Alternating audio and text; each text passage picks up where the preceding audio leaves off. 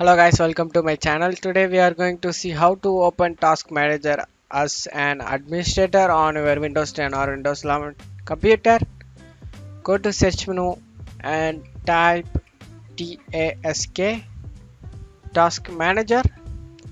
Click on Run as Administrator.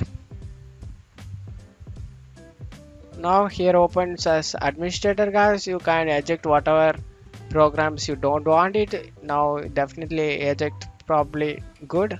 Why means it is running as administrator. That's it guys. I hope this tutorial definitely helpful.